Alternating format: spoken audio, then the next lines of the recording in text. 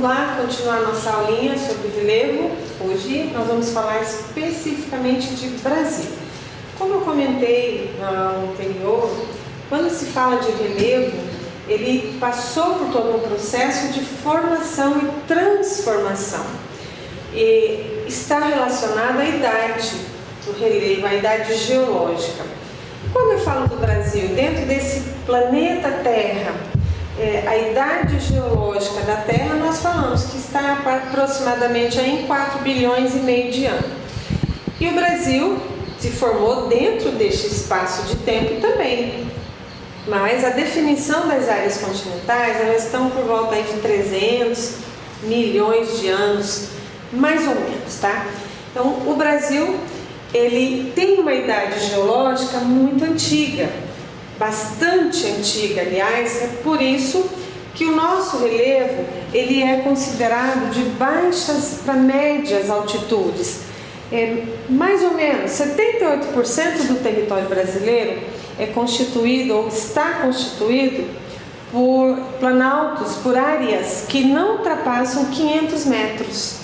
Como é que se mede? Como é que se analisa a altimetria do relevo? É através do nível do mar. Em qualquer lugar, é sempre a partir do nível do mar. O nível do mar vai ser 0 metros sempre. Então, a partir daí, começa a se analisar, começa a se observar a altitude do relevo. Então, a altitude é diferente de altura. Quando eu falo de altura, eu vou medir com essa régua, eu vou medir com uma fita a altura de uma parede, de uma pessoa, aí é altura. Mas quando eu falo de relevo, nós vamos falar em altitude. E o nível, ou melhor, a referência para eu sempre analisar a altitude de uma determinada área vai ser sempre o nível do mar. E quando eu falo de Brasil, então, de uma forma geral, 78% do território brasileiro não ultrapassa 500 metros acima do nível do mar. A nossa região, por exemplo, está dentro deste espaço de altitude. No máximo, em algumas áreas, chega a 560 metros. Como eu falei já para vocês, nós temos duas grandes depressões dentro do nosso espaço da região centro-oeste. Uma é o Pantanal, que está a 100 metros no máximo acima do nível do mar. E outra é Cuiabá, que está a 180, 190 metros em média acima do nível do mar. Então nós temos terrenos baixos. Isso caracteriza, justifica sempre o fato de nós termos sempre uma temperatura mais elevada dentro da nossa região, tá? Então, falando de relevo brasileiro, então ele é bastante antigo, ele já passou por todo um processo de desgastes. Os agentes internos, eles são responsáveis pela construção, mas os agentes externos, o sol, a chuva, o vento, as geleiras, eles são responsáveis pela transformação do relevo. Então, o Brasil já passou também por essa transformação. Áreas que no passado eram mais altas já sofreu todo um processo de desgaste pelo intemperismo relacionado a esses itens, a esses agentes externos. A enxurrada, a chuva, o vento, o frio, o calor. O que acontece? Por que acontece isso? Frio demais, a rocha, ela se contrai. Calor demais, a rocha dilata. E aí, a isso nós chamamos, de transformação. Então, é o intemperismo químico que acontece. Além disso, também vem a questão da água. A água bate, até aquele ditado antigo, água mole em pedra dura, tanto bate até que fura. Também vai causar uma transformação nesse relevo? Vai causar também. Isso, o Brasil passou, então, já por todos esses agentes externos, tanto o intemperismo físico como o intemperismo químico. Então, nós temos no Brasil a predominância de planaltos e planícies e algumas áreas de depressão, como é o caso do Pantanal, Cuiabá, depressão aqui na região do Rio Grande do Sul. As lagoas de Patos e Mirim são grandes exemplos também de depressão relativa. Então aqui nós temos a predominância de baixos relevos. Então, quais são as formas de relevo dentro do Brasil? O Brasil passou por todo um processo de análise de altimetria por 3 grandes classificações. A primeira classificação foi na década de 40, pelo professor Haroldo Azevedo. O professor Haroldo Azevedo ele classificou o relevo brasileiro como Planalto das Guianas, Planalto Brasileiro e planícies. Na década de 50, o professor Aziz Abissaber, que era um seguidor, foi no passado até mesmo um aluno do professor Haroldo Azevedo. O Aziz Abissaber, ele manteve a classificação do Haroldo, porém ele subdividiu algumas áreas um pouco mais baixas e aí ele acrescentou as depressões dentro do território brasileiro.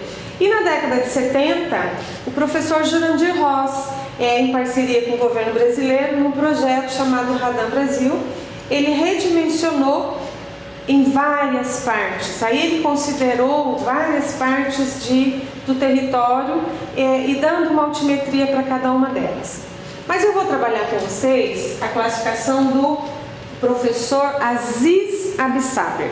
Então, como é que ele classificou o relevo brasileiro? Ele aproveitou a classificação do Haroldo e ele só subdividiu um pouquinho mais. Planalto das Guianas, essa parte que está no extremo norte, na divisa já ali com a Venezuela, com as 3 Guianas, daí o nome, né? Planalto das Guianas. Pegando aqui na divisa do norte da planície amazônica. Terras baixas, planícies e terras baixas amazônicas. Qual o grande destaque aqui para o Planalto das Guianas? A Serra do Imeri. A Serra do Imeri, ela fica exatamente na divisa com a Venezuela. Essa serra, ou nesta serra, nós vamos encontrar os 2 pontos mais altos do território brasileiro, que é o Pico da Neblina e o Pico 31 de Março. Então, esses são os destaques para o Planalto das Guianas. Depois nós temos o Planalto Brasileiro, toda essa parte laranja aqui. Planalto Brasileiro é a maior unidade planáltica do Brasil, só que tem lugares mais baixos e lugares um pouquinho mais altos. Então, o que o professor Aziz fez? Ele redividiu, ou melhor, ele subdividiu o Planalto Brasileiro em 6 planaltos menores, considerando áreas onde tem baixos planaltos, áreas onde tem chapadas, áreas onde teve no passado interferência de material vulcânico, como é o caso do sul do Brasil, que aliás pega até o extremo sul aqui do Mato Grosso do Sul. Então ele subdividiu. Aí tem as serras que são um pouquinho mais altas e tem a região aqui do Nordeste que também houve uma subdivisão. Então quais são esses planaltos que estão inseridos dentro do Planalto Brasileiro? Planalto Central. O predomínio aqui do Planalto Central são os baixos planaltos, terrenos cristalinos e chapadas. Quando eu falo terrenos cristalinos, nós estamos falando em algumas áreas que têm inclusive presença de minerais no subsolo, como é o caso da região ali próxima ao Pantanal, que é o maciço de Urucum, onde tem ferro e manganês, em quantidade aliás, né? Aí nós temos o Planalto Meridional. O Planalto Meridional ele pega do centro para o sul do Mato Grosso do Sul e vai até o Rio Grande do Sul, pegando quase toda a extensão do Rio Grande do Sul. Dentro desse planalto, nós vamos encontrar a terra roxa. O que é o porquê que existe a terra roxa? Quando da formação da Cordilheira dos Andes, que é bem vizinha do Brasil, né, na região entre o Chile e o Peru ali, houve um grande derrame de lavas vulcânicas e essas lavas elas chegaram a atingir parte do território brasileiro. O terreno aqui, ou o solo, é chamado de arenito basáltico. Então, a principal característica do Planalto Meridional é a presença de solos arenito basálticos. Isso interferiu na coloração e inclusive na fertilidade do solo dessa região, que aliás é a parte do Brasil que tem o solo mais fértil, é a terra roxa. Aí no extremo sul nós temos aqui o Planalto Uruguaio-Rio-Grandense. Nesse planalto é a região dos Pampas, os Pampas gaúchos. Tem algumas presenças de serras, mas é um relevo mais ondulado, não tão elevado quanto as outras áreas do país. Em direção aqui, Minas Gerais, Rio de Janeiro, São Paulo, nós temos a região aqui das terras do leste e sudeste, planaltos e serras do leste e do sudeste. Esta área, depois aqui do Planalto das Guianas, é onde nós vamos encontrar o maior conjunto de terras altas dentro do Brasil. Nesta área nós vamos encontrar algumas serras bastante conhecidas, como a Serra do Mar, a Serra da Mantiqueira, a Serra do Espinhaço, a Serra da Canastra. São serras bastante conhecidas, de importância para a região. Depois nós temos o Planalto Nordestino. Esse planalto aqui, ele é constituído de baixas altitudes, mas tem um destaque aqui, que é o Planalto da Borborema. Este planalto ele tem uma função dentro dessa região. Eu sempre falo que é uma função até um pouco negativa. Por quê? Por causa da altitude um pouquinho mais elevada, ele impede a umidade que vem do oceano, não consegue transpor essas áreas mais altas, e aí as chuvas elas vão acontecer com mais intensidade nessa região aqui próxima ao litoral, na região da Zona da Mata, na região ali do Agreste, e onde é o sertão, a ausência de chuvas. Então, uma das causas da ausência de chuva é exatamente a presença aqui do Planalto do Maranhão, do Planalto da Borborema. E por último, o Planalto do Maranhão-Piauí, que é uma região que tem baixas altitudes, também aqui tem bastante presença de minérios, pela divisa aqui, da proximidade aqui com a Serra dos Carajás, onde tem inúmeros minerais, né, dentro do território brasileiro. E nesta região, a altitude também impede que a umidade da Amazônia entre dentro dessa região, e aí ocorreu a formação do corredor de seca que nós chamamos o polígono das secas. Então aí está a subdivisão do Planalto brasileiro. Então quais são eles? Planalto Central, Planalto do Maranhão, o Planalto Meridional, o Planalto Uruguaio-Rio-Grandense, as serras do leste e do sudeste, o Planalto Nordestino e o Planalto do Maranhão-Piauí. Mas só planaltos tem no Brasil? Não, nós vimos aí que 78% do território brasileiro está entre, até 500 metros. E dentro deste espaço, algumas áreas acima de 500 metros, como vou voltar um pouquinho aqui rapidinho na região do estado de São Paulo, onde tem áreas, ou uma cidade em especial, que ela está a mais de 1.700 metros acima do nível do mar, como é o caso de Campos do Jordão. Então, ela está próxima a esse conjunto de serras do leste e do sudeste. Toda essa parte verde está representando para nós as planícies, que ele também, o Aziz de Absaber, também seguiu a classificação do professor Haroldo Azevedo. A planície amazônica, toda essa extensão verde, a planície litorânea ou costeira, também chamada, e a planície do Pantanal. Até pouco tempo atrás existia aquela ideia de que a planície amazônica era a maior planície alagada do Brasil. Na verdade não é. Ela é grande em extensão, sim, muito maior do que a planície do Pantanal, só que em termos de alagada é a planície do Pantanal, a mais alagada do Brasil.